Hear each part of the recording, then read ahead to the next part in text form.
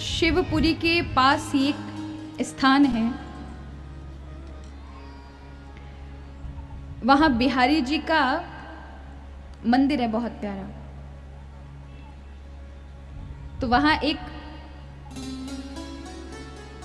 मंदिर के कुछ दूरी से ही एक वृद्धा रहती थी।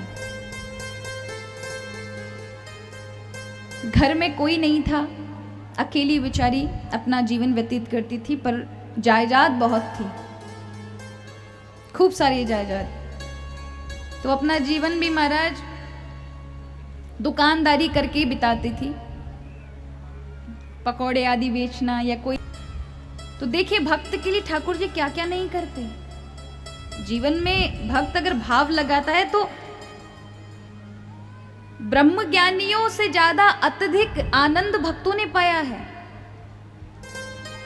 और ये कहना कदाचित अनुचित नहीं होगा कि इस कलयुग में जितने भक्तों ने भगवान को तरह तरह से प्रकट किया है ना महाराज, इतना आनंद तो ब्रह्म ज्ञानियों ने भी नहीं पाया है।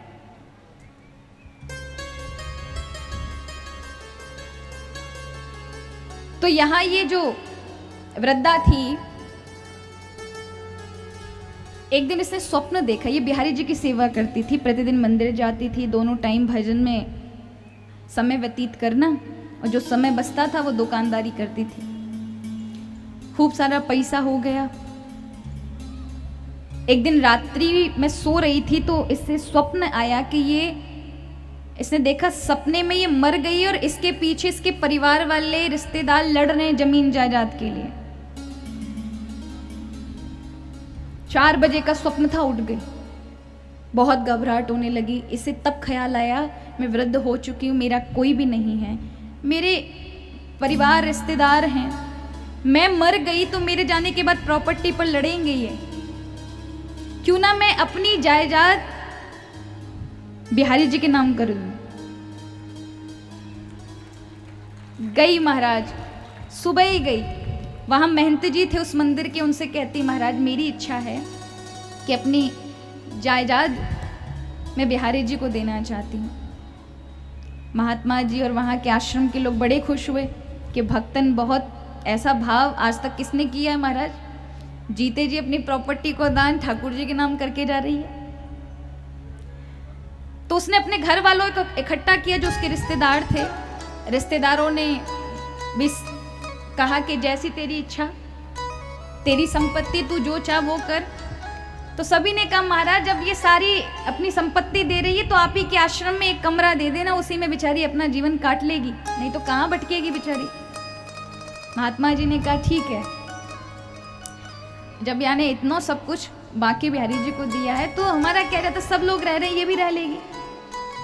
हमारा भक्तन अपने वहाँ घर से तो निकल करके ये आश्रम में आ गई। अब दोनों टाइम दुकान भी छूट गई, अब ठाकुर जी के समय ही सारा समय ठाकुर जी में ही कटे।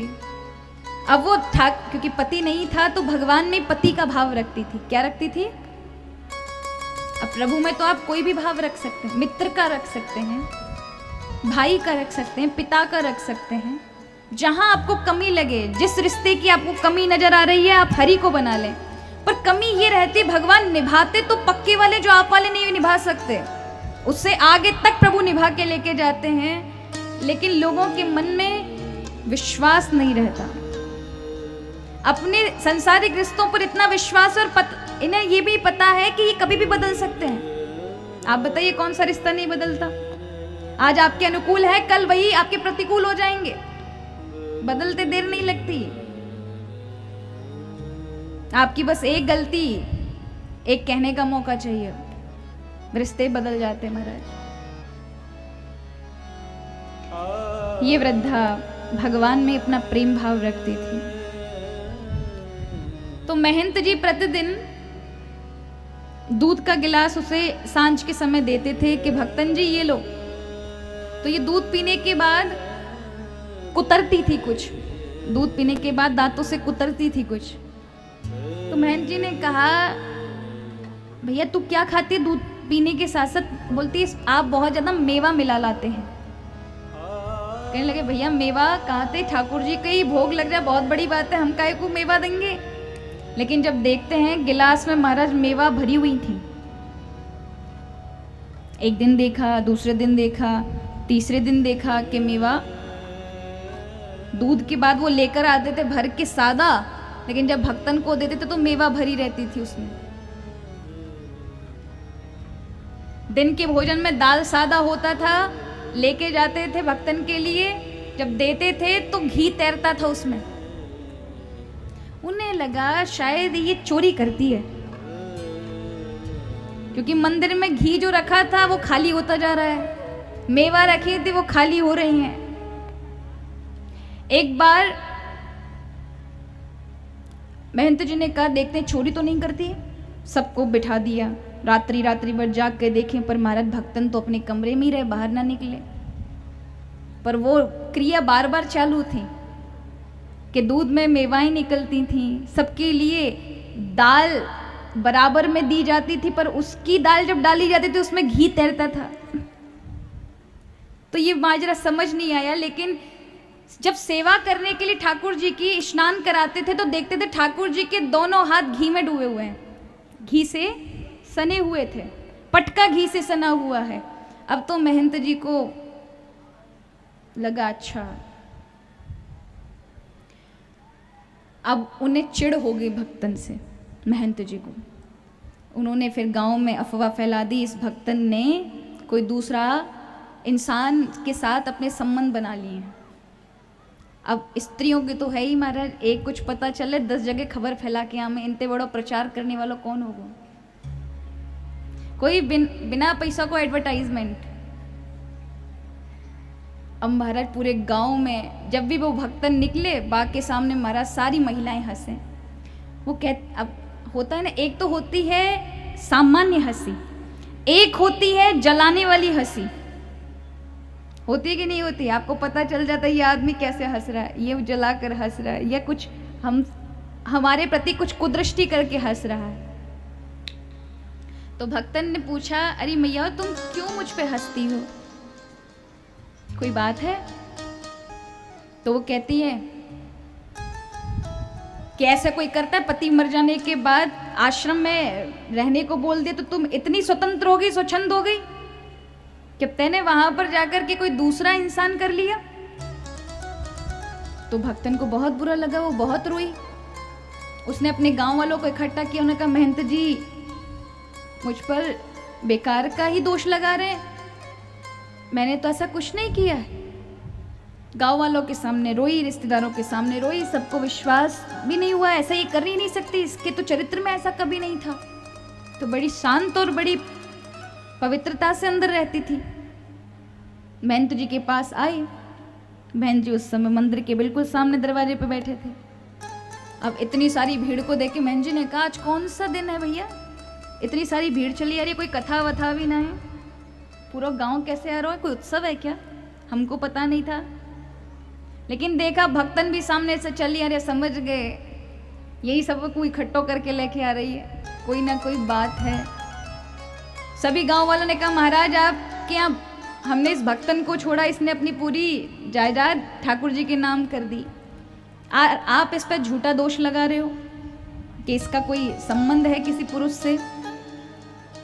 तो महात्मा जी कहते हैं, हाँ क्या बुरा कहा मैंने, सच में इसका संबंध है, पर पुरुष से इसका संबंध है।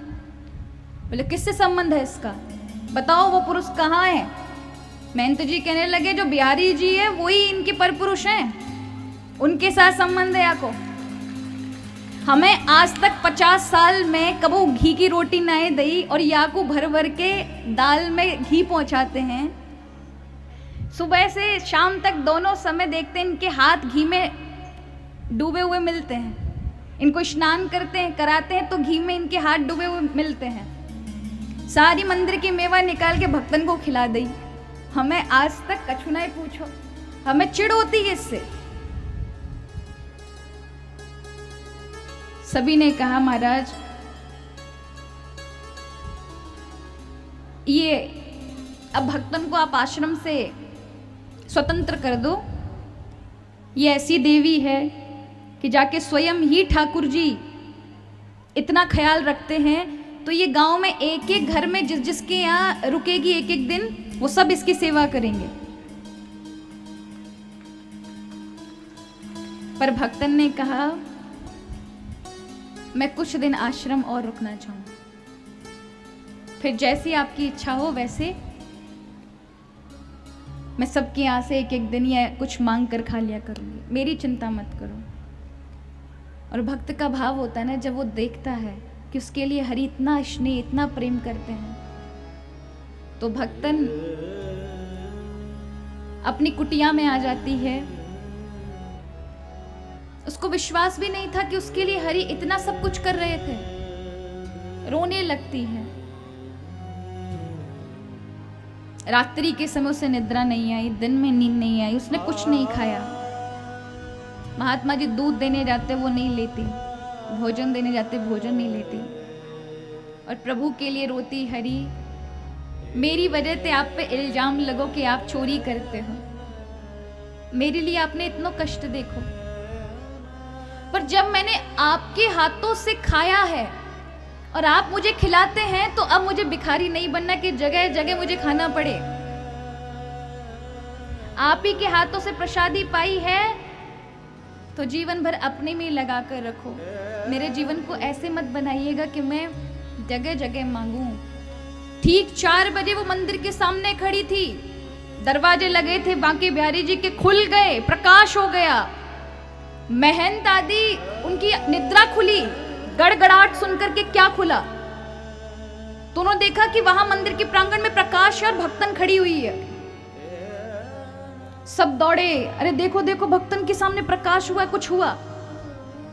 दौड़ कर आए, देखा ठाकुर जी कि मंदिर में प्रकाश हो रहा है, और महाराज वही की वही वो भक्तन ठाकुर जी का दर्शन करके अपने प्राणों को भगवान में ही लीन कर देते हैं। ये सत्य घटना है यहाँ की, कि भगवान ने उसे वो परम सुख, वो दर्शन दे दिया और अपने में ही लीन कर लिया, जैसे मीराबाई को किया।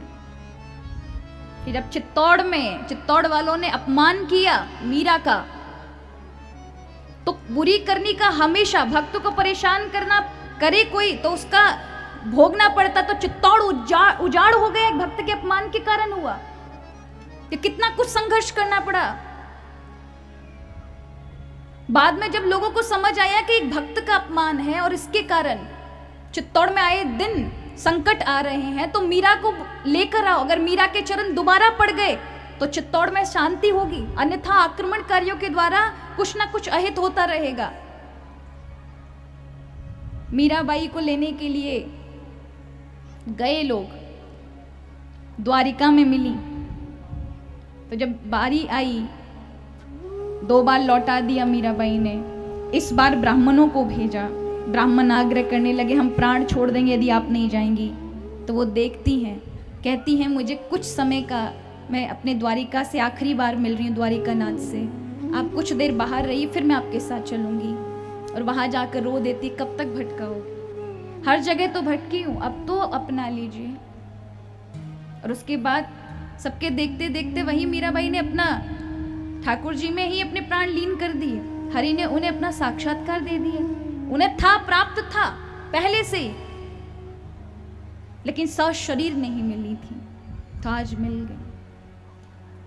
भक्त के लिए प्रभु क्या आपकी भावनाएं प्रबल हो तो इसी कलयुग में प्रभु दर्शन देते हैं। और कहते हैं जो दर्शन कर लेता है ना महाराज, फिर उसे संसार की चकाचौंध रहती नहीं है। इसलिए साधारणतः भगवान आपको दर्शन नहीं देते, क्योंकि आप सहन नहीं कर पाओगे भगवान के तेज को, भगवान के आनंद को। हमारी काबिलियत नहीं है, हम में उतनी ही क्षमता है, कितना सुख भोग सकते हैं, कितना दुख भोग सकते हैं, इससे ज्यादा नहीं। ज्यादा सुख दुख भोग लिए तो आपका वही हार्ट फेल है, वही आप मूर्छित हैं। कईयों को ज्यादा दुख समझ में आ जाए, ज्यादा दुख मिल जाए तो वहीं की वहीं बेहोश हो जाते हैं। कईयों को ज्यादा खुशी मिल जाए तो हार्ट फेल हो जाते हैं।